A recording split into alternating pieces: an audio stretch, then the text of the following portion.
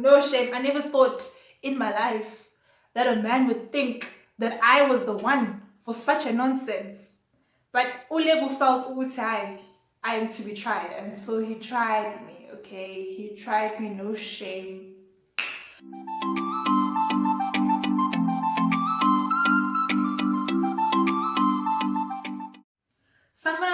Hello and welcome back to my channel. Welcome for the first time. If you're brand new, please don't forget to press that subscribe button, like this video, drop a comment below, and let's get to it.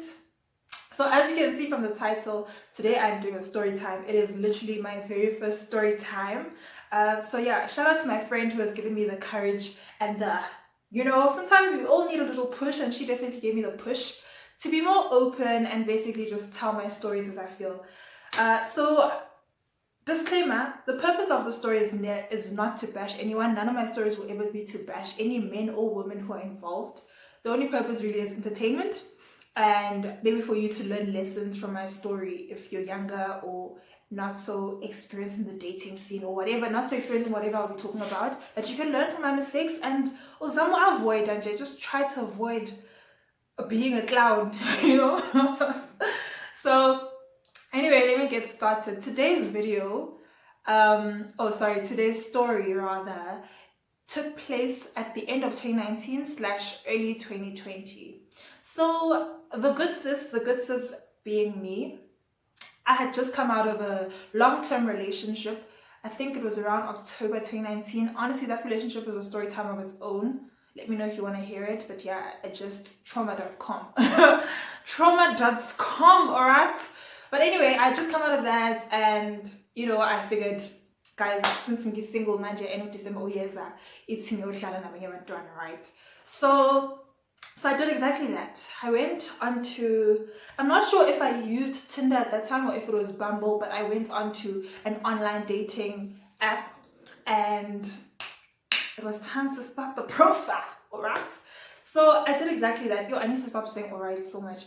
So it was time for me to start an online profile. I did exactly that, set up the little thing on some, I just want somebody who takes good care of himself and loves the Lord.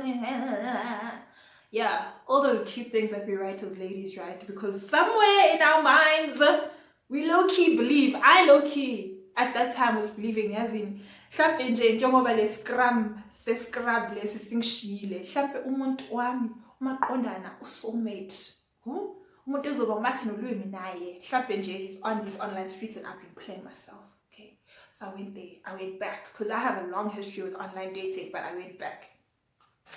Here comes along, like, obviously a whole bunch of guys, a whole bunch of profiles, and busy swiping. Then eventually I come across this guy's profile. I think I'm gonna call him Ulebu. Yeah, this guy is Tonga, so definitely Lebu is far from being his real name. All right, thank goodness. So yeah, I'm gonna call this guy Lebu. So Lebu's profile was so charming, guys. He was tall, he was dark.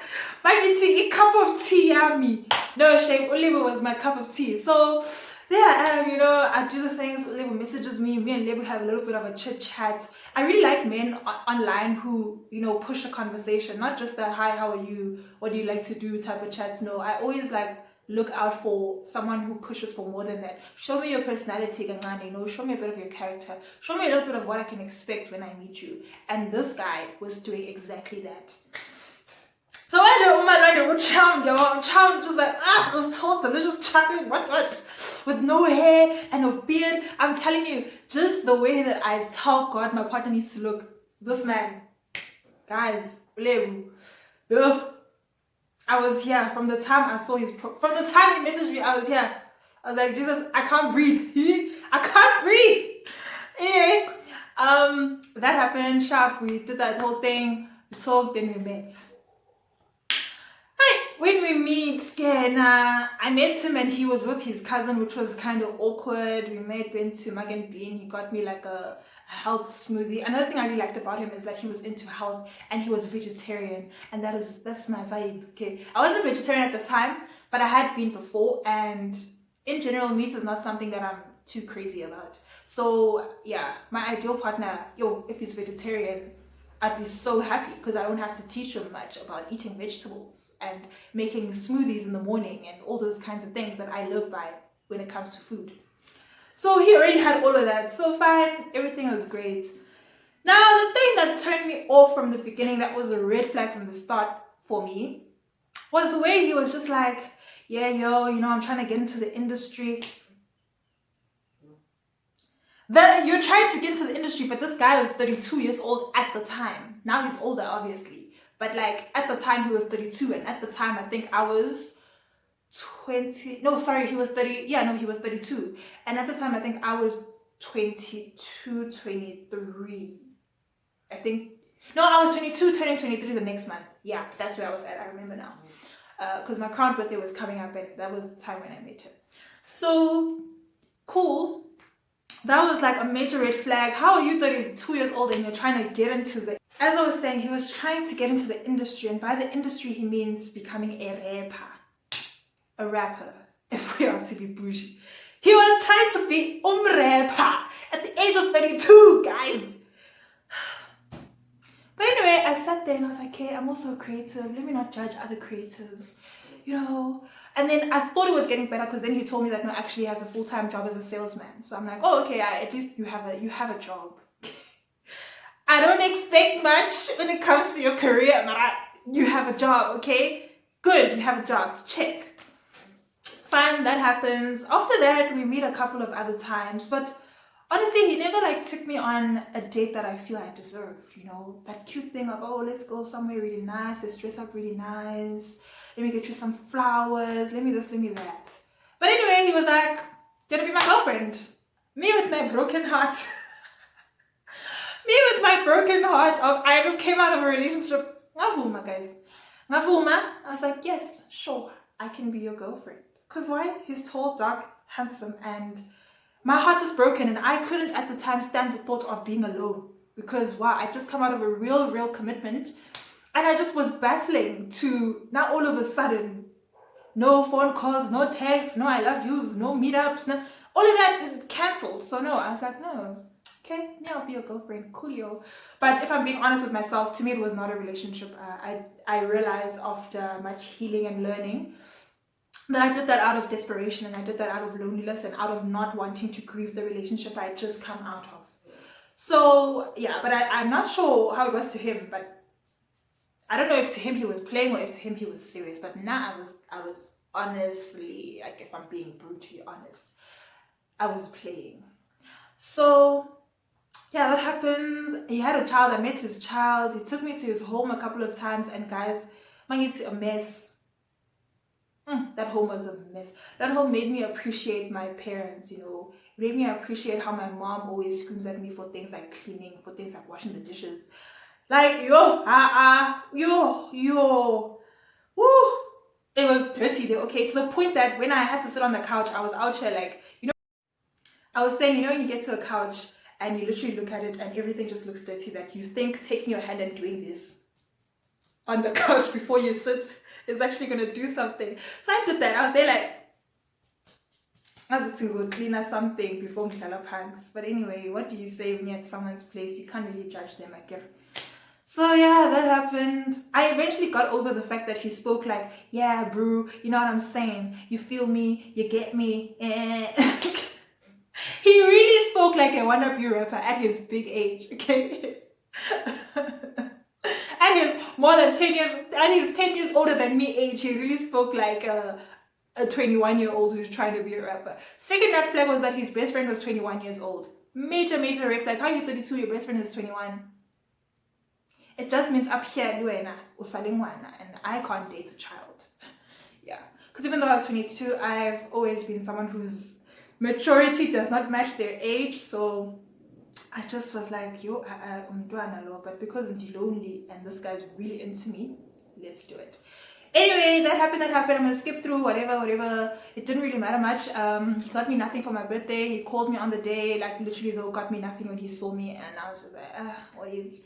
Then it got to a point where I started dodging meeting up with him. He would call and be like, yo, come over to my place, or yo, let's go for ice cream. And I'd just be like, yeah, I'm busy. And this is now in January of the following year. Be like, no, I'm busy. Weekend would come, he'd call again. I'd be like, I'm with a friend. Sometimes he would call and I'd just let my phone ring and not even answer. Sometimes he'd send WhatsApp messages and I was just so bored of how cheap and dusty and crusty I was suddenly realizing that he is. But the last straw, which I think is why you are all here, given by the title, this guy was suddenly going through a period where his sales job was something that he wanted to quit, and he claimed that he was starting a computer business with his 21-year-old best friend, who when I met him is also a bit of a skr, but he was 21, so I expected just that. It suited his age, right? Anyway, my dear 32-year-old man, Ulebu, right? I keep forgetting to say his name, Ulebu was like, yeah, his sales job is something he wants to quit. He's bigger than that. He's got an empire to build. His life is going places, and the sales job is really just holding him back. How? The one that pays your bills. Okay, it's not. Oh, it's fine, Lebo. Okay, Lebo. All right, Lebo, baby, dream big. Okay, dream big, my love. Sharp. Ulebu is busy at doing his things. And he told me sometimes that he's got gigs and whatever, and I'm like, Sharp, do your thing. The last straw, though, was the day that he called me and said to me, hey, Jehovah, no shame. I never thought in my life that a man would think that I was the one for such a nonsense. But Ulebu felt, I am to be tried. And so he tried me, okay? He tried me, no shame.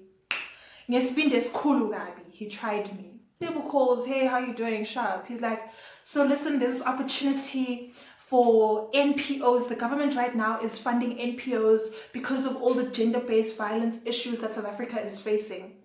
So I say to him, oh wow, that's really incredible. I'm quite happy obviously to see the government, especially the South African government, take a stand against something that is so, something that affects us so much as women, and it's really amazing if they're helping NPOs. There's so many amazing NPOs that don't have funding. So now I'm taking it as a serious chat. I'm thinking, oh, he's just calling me just to tell me that, there's progression. Because I had been telling him how frustrated I was feeling about the gender-based violence stuff. And it was at that time where it was beginning to really rise up a lot, like this thing of women being killed by their lovers and women being randomly raped and murdered and stuff. So I'm like, okay, it makes sense. He's telling me, hi, ke, Luto. Okay. Ulebu athi kimi. No, so listen, I want to register an NPO. So I'm like, but you're a man, I'm like, but you're a man and your sister's still in high school. She can't do it. And he's like, no, but then that's why I'm calling you. I would like to register an NPO under your name, and you, my darling, can run it, and you, my darling, can be the face of our NPO, and with you, we can be able to apply for this funding, secure this government funding, and live our best lives. I kid you not. That was the story. That I am to be the face of his big-ass scam. Okay, his entire plan to scam the government that is trying to help underprivileged NPOs for gender-based violence. I am to be the face of his fake NPO so that he can get these funds, and then he can use those funds to basically start, he can take the funds and basically start up this computer shop of his. And yeah, and then essentially I was to get, I think, a 10% from whatever funds that he would have secured. Jesus is Lord. I said, Jehovah. Jesu buya umhlaba uyabhubha. Buya Jehovah. No, seriously. To say I was shook would be an understatement, because not only was I shook, but I was insulted. I felt like you really take me for crumbs. That you think I am going to participate in your little plan to make a fake NPO under my name, my face, my brand, my existence.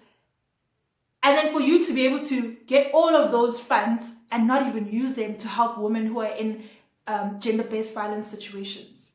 And that is what you think this relationship has come to. So so immediately, what did I do? I said, all the best. I didn't even let him think what that meant. I just said, all the best. Oh, Tatifonia.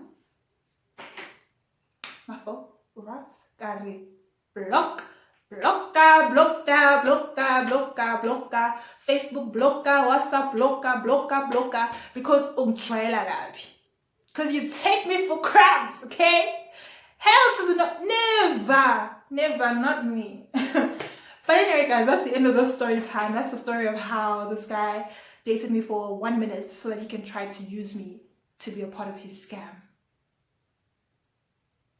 Anyway, if you have enjoyed this video, please do your best, show me your support, share it, comment below, and probably we'll be cooking up another story time. Bye.